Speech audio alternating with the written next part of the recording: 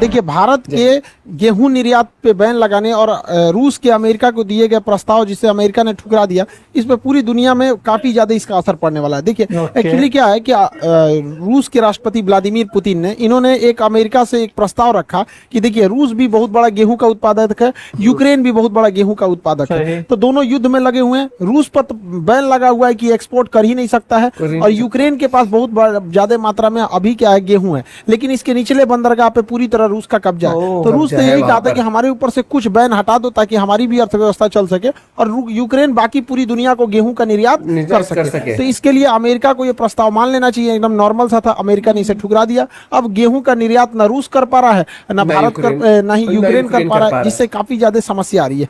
इन दोनों देशों के पास इतना ज्यादा मात्रा में गेहूं आता कैसे? तो समझिए, इन दोनों ये जो दो देश हैं, इनके गेहूं को जब से बैन लग गया लड़ाई की वजह से, तो गेहूं का रेट 33% बढ़ गया इंटरनेशनल मार्केट में। ये जो यूक्रेन है और रूस है, इनके बॉर्डर पे एक घास का मैदान है जिसे हम लोग स्टेपी घास का मैदान कहते हैं। स्टेपी घास के मैदान की विशेषता है कि इसमें दो टाइप का क्वेश्चन पूछता है। स्टेपी घास का मैदान ये यूरोप और एशिया के दोनों के बॉर्डर पे आ जाता है, यूरेशिया। इसमें पेड़ नहीं पाए जाते हैं, इसलिए कई बार क्वेश्चन पूछता है वृक्ष रहित घास किसको कहते हैं? स्टेपी को कहा जाता है। ये उष्ण कटिबंधीय नहीं होकर शीतोष्ण कटिबंधीय। तो यहाँ पर ये इसके यहाँ पर गेहूं के उत्पादन के लिए काफी अच्छा क्लाइमेट मिल जाता है, इसलिए इसे दुनिया का ब्रेड बास्केट कहा जाता है, रोटी का कटोरा हो जाता है। यूक्रेन को कहा जाता है स्टेपी घास का मैदान। लेकिन याद रखिएगा, स्टेपी घास का मैदान ये तो एशिया वाला एरिया आ जाता है, ये यूरोप वाला, इसलिए इसे यूरेशिया भी कहा जाता है। कहेगा स्टेपी घास का मैदान तभी यूक्रेन होगा, लेकिन कह देगा स्टेपी मरुस्थल तो कजाकिस्तान हो जाता है। इसलिए इसका थोड़ा ध्यान से रखिएगा, गड़बड़ मत कर दे यहाँ पे। तो यह इस वजह से गेहूं का उत्पादन पूरी तरह से उत्पादन कर रहे हैं, मतलब व्यापार जो है इंटरनेशनल मार्केट में पूरी तरह से ठप पड़ गया है। और उसके बाद क्या है कि फर्टिलाइजर, गेहूं के उत्पादन में कहीं पे भी फर्टिलाइजर की ज्यादा जरूरत पड़ती है, तो उन फर्टिलाइजरों के उत्पादन में सबसे आगे था रूस। और इस युद्ध के माहौल में रूस के फर्टिलाइजर उद्योग भी बंद हो गए, इसलिए दुनिया को जब खाद ही नहीं मिलेगा तो उस कंडीशन में गेहूं का उत्पादन क्या होगा? इसलिए दिनों दिन गेहूं का रेट बढ़ते जा रहा है। और फर्टिलाइजर बहुत ज्यादा जरूरी होता है किसी भी फसल को बड़े मात्रा में उत्पादन करने के लिए। अब इसी को देखते हुए भारत ने रूस से तो फर्टिलाइजर भारत खरीद लिया, क्योंकि बाटा सिस्टम यानी विनिमय सिस्टम के तहत रूस को हम सामान के बदले में पैसा नहीं बल्कि कुछ सामान रूस हमें दे रहा है और हम लोग कुछ सामान रूस को दे रहे हैं। बाटा सिस्टम के तहत हम लोग तो व्यापार कर सकते हैं। लेकिन हमारे वैज्ञानिकों ने एक बहुत बेहतरीन काम किया है कि उन्होंने पहले जो नीम कोटेड यूरिया था, यूरिया जो होता है सफेद रंग का होता है यूरिया, ये इसे छिड़का जाता है, तो इसका कई ज्यादा ब्लैकमेल हो जाता था यूरिया का। तो इसमें क्या किया गया, नीम का वो मिला लिया गया, कड़वापन, जिस वजह से इसका ब्लैकमेल नहीं हो पाता था, खेत में ही यूज हो पाता था। लेकिन वो बहुत ज्यादा मात्रा में छिड़कना पड़ता था और ये काफी महंगा हो जाता था। ये लगभग अराउंड द फिगर ये 400 के आसपास में यूरिया का प्राइस है। लेकिन इंटरनेशनल मार्केट में ये सरकार को पड़ता है बहुत ज्यादा महंगा यूरिया, लगभग 3000 से 4000 के बीच में सरकार खरीद के सब्सिडी देके किसानों को देती है यूरिया का भारत में। तो इसका इफको नामक संस्था जो है भारत में खाद्य उत्पादन इसी के कंट्रोल में रहता है। इसने एक नए टाइप का यूरिया बनाया है, दुनिया में पहली बार nano urea. Nano urea particle जबरदस्त इसलिए है क्योंकि ये महज आधा लीटर से 1 एकड़ जमीन में इसके यूरिया का छिड़काव किया जा सकता है। और आधा लीटर 250 रुपया खर्च आएगा, 250 में 1 एकड़ किया जा सकता है। यानी जहां 50 बोरा लगता था वहां आधा लीटर लगेगा। अब इससे क्या है कि अब जब आधा लीटर ही खरीदना है तो महंगाई ज्यादा मायने नहीं रखती। जब क्वांटिटी ज्यादा खरीदना तब ना आदमी महंगा खरीदता। तो हम लोग इसको मतलब आधा लीटर से 1 पूरे एकड़ तक हम लोग यूरिया का छिड़काव कर सकते हैं। और इसे छिड़कना पड़ता है क्योंकि लिक्विड फॉर्म में रहेगा। यहाँ पर किसी भी फसल के लिए क्वेश्चन में हमेशा याद रखिएगा कि जब खेती करते हैं और उसमें खेती में जब फसल लग जाती है खेती के लिए, तो उसमें नाइट्रोजन, फास्फोरस और पोटेशियम, ये 3 चीजों की जरूरत होती है, जिसमें सबसे ज्यादा नाइट्रोजन 4 गुना होना चाहिए और 2 गुना फास्फोरस और एक हिस्सा उसका पोटेशियम होना चाहिए। NPK, नाइट्रोजन, फास्फोरस और पोटेशियम, ये रेशियो होता है। लेकिन जब बीज बोया जाता है खेती के लिए तो वो अलग हो गया, लेकिन जब बीज बोएंगे तो उसमें भी नाइट्रोजन, फास्फोरस और पोटेशियम चाहिए होता है। तो वहां नाइट्रोजन कम चाहिए होता है और नाइट्रोजन से 2 गुना फास्फोरस चाहिए होता है और फिर 1 हिस्सा होना चाहिए पोटेशियम आपका। तो याद रखिएगा ये क्वेश्चन पूछेगा बीजारोपण के समय सबसे ज्यादा किसकी जरूरत होती है? तो फास्फोरस। फास्फोरस की पूर्ति जो होती है DAP से होती है, डाई अमोनियम फास्फोट। DAP से फास्फोरस की पूर्ति होती है और यहाँ नाइट्रोजन की पूर्ति यूरिया से होती है। 46% यूरिया में नाइट्रोजन होता है। तो खेती के लिए सबसे ज्यादा जरूरी है नाइट्रोजन। ये यूरिया में नाइट्रोजन मिल जाता है। और बीज बोते समय सबसे ज्यादा फास्फोरस की जरूरत है, ये तो बहुत महंगा है, लगभग 1500 के आसपास डीएपी का बोरा है। तो भारत के वैज्ञानिकों ने बहुत सराहनीय काम किया है, जिससे कि अभी समस्या से हम लोग निजात पा सकेंगे। और इस सब को देखते हुए गेहूं का जो प्राइस बढ़ रहा है, तो भारत सरकार ने प्राइवेट कंपनियों पर बैन लगा दिया है कि अब वो गेहूं का निर्यात विदेशों में नहीं कर सकती। अब किसी भी देश को भारत से गेहूं खरीदना है तो दुकानदार या फिर बिजनेसमैन से नहीं खरीद सकते हैं, गवर्नमेंट टू गवर्नमेंट डील करनी पड़ेगी तभी गेहूं मिलेगा। ये एक लंबा प्रोसेस हो जाता है। हम फ्रेंडली कंट्री को ही दे सकते हैं, लेकिन अगर व्यापारियों से खरीदना रहता है तो उसमें कोई खास दिक्कत नहीं आता है।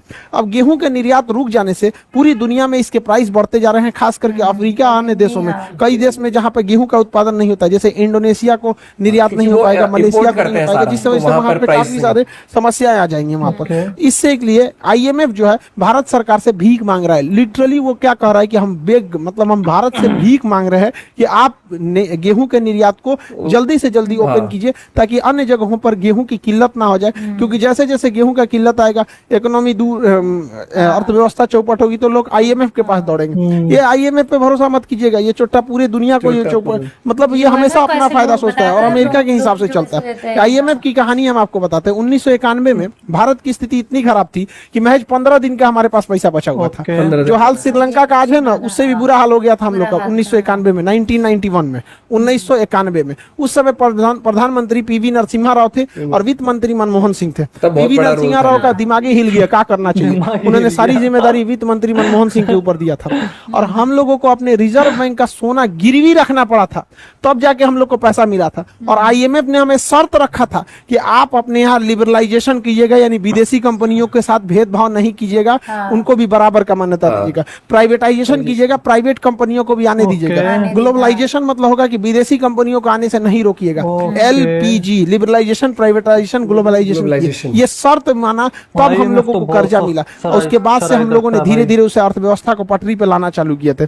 तो उसी समय मनमोहन सिंह का, आज भी देखिएगा कई सारे पॉलिटिशियंस को, वो किसी पार्टी को भले बोल सकते हैं, लेकिन पर्सनल मनमोहन सिंह को नहीं बोलते लोग, क्योंकि उस समय 15 दिन का ही महज पैसा बचा था। क्वेश्चन पूछेगा उदारीकरण यानी लिबरलाइजेशन किसके समय हुआ, तो लड़का गलती से मार देता है मनमोहन सिंह। मनमोहन सिंह उस समय वित्त मंत्री थे, जबकि पीवी नरसिम्हा राव जो थे वो प्रधानमंत्री थे। तो कहेगा किसके समय उदारीकरण यानी एलपीजी हुआ था, तो पीवी नरसिम्हा राव 1991 के। उसी समय हम लोगों ने विदेशी कंपनियों को आने की छूट दे दी थी, जिस वजह से विदेशी कंपनियां दौड़ पड़ी। भारत में कारखाने थे नहीं। 1991 में जैसे हम लोगों ने विदेशियों को खोला, विदेशी कंपनियां टूट पड़ी भारत में। और जैसे वो टूट पड़ी तो भारत में इंजीनियरों की हैवी डिमांड होने लगी, क्योंकि वो इंजीनियर तो घर से नहीं लाएंगे, और यहाँ इंजीनियर थे नहीं, तो यहाँ जो भी इंजीनियर थे उन लोगों का हैवी डिमांड हुआ, बहुत सैलरी मिलने लगा। तो एकदम दिमाग में बैठ गया, जिसको देखो inter pass engineer, inter pass engineer आज इतना ज्यादा भर गए और फैक्ट्रियां तो आ नहीं रही। तो ये 1991 में था। यही आईएमएफ है जो भारत को उस समय आंख दिखाता था, और आज भारत से यहाँ पर ये लोग भीख मांग रहे हैं। और अजीब स्थिति है, देखिए पाकिस्तान भीख मांग रहा है आईएमएफ से, और आईएमएफ मांग रहा है भारत से। ये स्थिति है, ये भारत के किसानों के बदौलत है। इनका कहना है कि गेहूं पे से निर्यात को प्लीज हटा दीजिए। मोदी जी से जाके बोल रही, अजब हाल है। मोदी जी से सुने, अच्छा गेहूं से निर्यात हटाना है। इन्होंने गेहूं से तो हटाया नहीं, बल्कि चीनी पे भी बैन लगा दिया। अब चीनी भी नहीं दे सकते, और साथ साथ चावल पे भी लगा दिया। जा लो जा मांगने गए थे, समझ में नहीं आ रहा किससे कर। भाई हम लोगों को हमेशा अपना देश देखना चाहिए, बहुत अच्छा डिसीजन है। पहले हम अपना देश देखेंगे, बाद में दुनिया को देखेंगे। आईएमएफ वालों पे कोई भरोसा नहीं है। हमेशा याद रखिएगा, अपने देश के साथ जिसने भी गद्दारी किया उसे कभी नहीं भूलना चाहिए, चाहे कुछ भी हो जाए। 70 के दशक में जब हमारे यहाँ गेहूं नहीं था, हमारे यहाँ सूखा पड़ गया था, तो हम लोग अमेरिका से गेहूं मांगे थे, भीख नहीं मांगे थे, खरीदे थे। तो अमेरिका ने सुअर को खाने वाला गेहूं दिया था भारत को। सोचिए, सुअर को जो खाने के लिए गेहूं दे। आज ये हम लोग को कह रहे हैं कि हम लोग गेहूं का निर्यात कर देना चाहिए। इन सब पे कभी भरोसा नहीं करना चाहिए। कभी भी अपने देश के साथ हुए गद्दारी को नहीं भूलिएगा। अपने आखिरी सांस तक याद कीजिए, आज से 2 साल पहले जब डोनाल्ड ट्रंप प्रधानमंत्री थे, वहां के राष्ट्रपति थे, जब कोरोना का संकट आया था, उनकी यहाँ दवाइयों की खोज ऐसा लगा था कि पहले हो जाएगा, तो उन्होंने अपने यहाँ दवाइयों के निर्यात पर बैन लगा दिया था। इवन की सिरिंज तक पे भी बैन लगा दिया था कि सब सिरिंज कहाँ से यूज करेगा, सब भारत वालों को तो इतना आता नहीं है, कहाँ से लाएगा सब। देख लो अमेरिका, मार दिया गया आदमी तमाचा यहाँ पर तुमको, लोल कहीं का। आज हम लोग अपने देश की पूरी जनसंख्या को हम लोगों ने वैक्सीनेशन लगा दिया। दुनिया में जहां भी वैक्सीन लगी हुई है उसमें सबसे ज्यादा योगदान भारत की है यहाँ पर। तो ये लोग बैन लगा दिए। तो ये जब इनका देश करेगा ना कुछ, तो सब सही है। ये जिसका मन जहां बम मार देंगे, लीबिया में जाके मार देंगे, तुर्की में मार देंगे, सीरिया में मार देंगे, कहीं मार देंगे, और जहां हम लोग कश्मीर में जाएंगे तो कह देंगे पंचायती करने आने के लिए। इसलिए हमेशा अपने देश के बारे में सोचना चाहिए। बहुत अच्छा डिसीजन है भारत सरकार का, बैन नहीं हटाना चाहिए, दुनिया को भी तो समझ में आए। अच्छा ये बताइए, पेट्रोलियम देशों का अपना संगठन है, वो लोग का देखते हैं कि पेट्रोल महंगा हो गया तो पेट्रोल का बेचना ही बंद कर देते हैं, महंगा हो जाता है तब बेचते हैं। चोट्टा कहीं का पेट्रोल तुम बेचोगे अपने हिसाब से, गेहूं बेचेंगे हम लोग नहीं, तुम पेट्रोल रोको हम गेहूं रोकेंगे। सैल्यूट है किसानों को, यहाँ पर हम लोगों को ऐसा होना चाहिए और आईएमएफ को घुटने पे लाना चाहिए। आईएमएफ कहता है कि दुनिया में जो भी व्यापार करना है 5 गो मुद्रा में कीजिए। स्पेशल ड्राइविंग राइट, इसे कागजी स्वर्ण भी कहते हैं, एसडीआर। क्या क्या भैया, तो अमेरिका का डॉलर, यूरोपीय यूनियन का यूरो, चीन का युआन, जापान का येन और ब्रिटेन का पाउंड स्टर्लिंग, मतलब 5 देश में व्यापार कर सकते हैं हम लोग। इंटरनेशनल हम लोग रुपया में व्यापार नहीं कर पाते। वो किसी देश से अच्छा रिलेशन है, जैसे ईरान से है हम लोग का मित्रवत रिलेशन है, तो ईरान का पेट्रोल का पैसा हम लोग डॉलर में न करके रुपया में कर देते हैं। अमेरिका उस पर भी घुस आता है। तो भारत सरकार को भी बैन लगा, इस टाइप पे प्रेशर लगाना चाहिए कि भैया जब चाइना का शामिल कर दिया तो हम लोग का भी शामिल कर, मौका मिलना चाहिए ऐसा, ताकि स्ट्रिक्ट एक्शन लेना चाहिए। आज हमारा देश पूरी दुनिया के सामने एक पावर बन के बैठा है किसानों के बदौलत। सोचिए पूरी दुनिया का, हम भारत की बात नहीं करें, पूरी दुनिया में 35% लोग जो खाना खाते हैं वो भारत के किसानों से जाता है। रीजन समझिए, दुनिया का 17% लोग तो अकेले भारत में रहते हैं और भारत में जो लोग खाना खा रहे हैं भारतीय किसानों ने जो उनको उगाया है। इसके अलावे इस 17% के अलावे हम लोग निर्यात करते हैं। तो पूरी दुनिया में जिन लोगों के मुंह में अनाज जा रहा है, जो खाना खा रहे हैं ना, वो 33% भारत के किसानों ने उपजाया है। ऐसे किसानों के लिए सोच सकते हैं, हमारे देश के किसानों के लिए जय जवान जय किसान। लेकिन इसी के साथ दुखद भी ये कहना पड़ता है कि इन किसानों की स्थिति देखिएगा तो बहुत दयनीय है।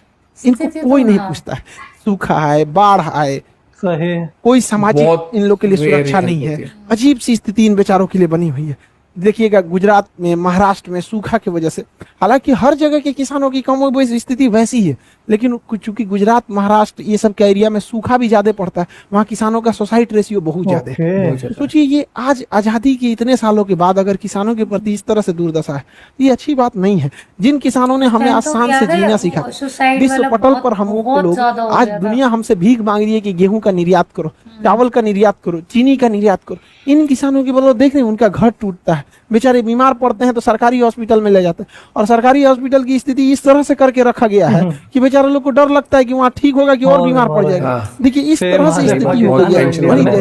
जरा सोच सकते हैं पूरी दुनिया का 33% लोगों का ये खाना, गवर्नमेंट हॉस्पिटल को तो ये हाल है इन किसानों को भी सोचना चाहिए। बुढ़ापे में जो उम्र थी अब घर पे बैठने की, बाबा आप क्या बताएं हम आपको यहाँ पे। आज उन पूरे किसानों को हम अपने दिल से सैल्यूट करते हैं, सबको चरण स्पर्श करते हैं। आप किसानों को, आप सच्चे देशभक्त हैं, इस देश बहुत मेहनत करता है। आपकी मेहनत का बदौलत है कि आज हम लोग शान से वहां रह सकते हैं। लेकिन गरीबी बेचारों के साथ भेदभाव होता है, किसानों के साथ उनका कोई नहीं सूख लेता है। कहीं बाढ़ में डूब रहे हैं, कहीं सूखा में ले रहे हैं, बेचारे थोड़ा थोड़े पैसे जमाते हैं, पता चला फसल खराब होगी वो भी चलेगी। बेचारा छोटा बच्चा को देखिए ना, गुल्लक लगा रहा है यहाँ पे, किस लिए कि भाई कभी इमरजेंसी में काम आएगा, पढ़ाई लिखाई में काम आएगा। टेंशन नहीं लो बाबू, अभी खान सर हैं, पढ़ने के लिए कभी गुल्लक या खेत नहीं बेचना पड़ेगा। जब तक हम हैं, पढ़ाई को इतना सस्ता बनाएंगे कि कभी भी पढ़ाई किसी गरीबी की वजह से किसी की पढ़ाई नहीं छूट सकती। यहाँ पर आई होप आप इस सब चीजों को समझे होंगे। यहाँ पर अभी भारत सरकार गन्ने पर क्यों बैन लगा रही है, हालांकि हमारे पास जितना चीनी का जरूरत है उससे ज्यादा हमारे पास चीनी का उत्पादन होता है और साथ में हमारे पास पहले से रखा हुआ है। फिर भी ऐसा क्यों किया जाता है? क्योंकि पेट्रोल में अब हम लोग ना पूरी तरह से पेट्रोल नहीं मिलाएंगे, हम लोग उसमें एथेनॉल मिला देंगे ताकि पेट्रोल और एथेनॉल मिक्स होकर गाड़ियां चलेंगी। तो इसको हम लोग आगे की वीडियो में बताएंगे। आई होप आप इसे समझे होंगे। अगले वीडियो में हम एथेनॉल ब्लेंडिंग समझा देंगे। मिलेंगे नेक्स्ट क्लास में। जय हिंद।